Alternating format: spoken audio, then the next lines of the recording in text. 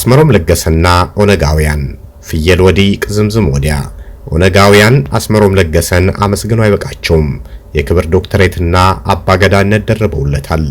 አስመሮም በኦነጋውያን ዘንድ ክብር ያገኘው ለዶክተሬት ዲግሪ ማሞያነት በ1965 ዓ.ም ለሃርቫርድ ዩኒቨርሲቲ ባቀረበው ገዳ 3 approach to the study of African society ጥናቱ ስለ ገዳ ምንነት ግንባር ቀደም አጥኚ ነው ተብሎ ነው። አስመሮም ስለ ገዳ ግንባር ቀደም አጥኚ ተደርጎ የተቆጠረበትን ጥናት ያዘጋጀው ስለ ኦሮሞ ታሪክ ብቸኛ የጽሑፍ ታሪክ ምንጭ ከሆነው ከአባ ባህሪ ዜናው ለጋላ የቻለውን ያህል ዝቆ ወደ እንግሊዘኛ በመተርጎም ነው። እውነታው ይህ ቢሆንም ቅሉ አስመሮም ለገሰን አመስግነው የማይበቃቸው ኦነጋውያን አስመሮም ለዶክተሬት ዲግሪ ማሞያነት በብቸኛ የተጠቀመውን የጽሑፍ ታሪክ የከተቡትን አባ ባህሪን የአባ ባህሪን ድርሰት አስመሮም ዩኒቨርሲቲ ከመግባቱ በፊት ወደ አማርኛ ቋንቋ ለመጀመሪያ ጊዜ ተርጉመው ያስቀመጡትን ብላታ መርስዔያዘን ወልደ ቂርቆስን ኋላ ላይ ደግሞ ጽሑፉን አርመውና የአርቶት ሥራ ጨምረውበት ያሳተሙትን ፕሮፌሰር ጌታቸው ኃይሌንና አባ ባህሪን ጨምሮ እነዚህ ምሁራንን ያፈራችውን የኢትዮጵያ ኦርቶዶክስ ተዋሕዶ ቤተክርስቲያንን ግን አውግዘውና ረግመው አይበቃቸውም።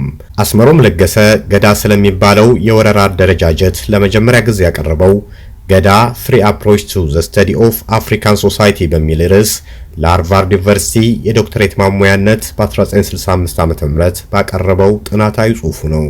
አስመሮም ለገሰ የአባ ባህሪን ዜናው ለጋላ የቻለውን ያህል ዝቆ ወደ እንግሊዘኛ በመተርጎም ያዘጋጀውን ይህንን ጥናታዊ ጽሑፍ ለሃርቫርድ ዩኒቨርሲቲ ከማቅረቡ በፊት የንጉሠ ነገሥቱ መንግስት ብላታ መርስዔያዘን ወልደ ቂርቆስ ወደ አማርኛ የመለሱትን የአባ ባህሪን ዜናው ለጋላ መጽሐፍ ህዝብ ይከፋፍላል በሚል የዘመኑ ሳቤ እንዳይታተም አድርጎ ነበር።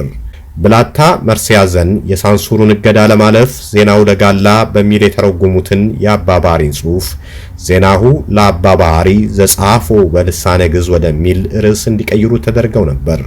መጽሐፉ ዜናው ለጋላ በሚል ርዕስ ተተርጉሞ እንዳይታተም ያደረገው አመዳፋሹ የንጉሠ ነገሥቱ መንግስትም በአረመኔዎቹ ኦነጋውያን ከመወገዝ ከመረገምና ባልዋለበት ከመዋል አልተረፈም።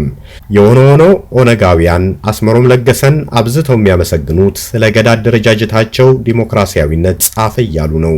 ሆኖም ግን አስመሮም ለገሰ ግንባር ቀደም አጥኚ በተደረገበቱ በ1965 ዓ.ም በጻፈው ገዳ 3 approach to the study of African society መጽሐፍ ውስጥ አንድም ቦታ ስለ ገዳ የወረራ አደረጃጀት እንጂ ስለ ዲሞክራሲያዊነቱ የተነፈሰው አንድም ቃል የለም።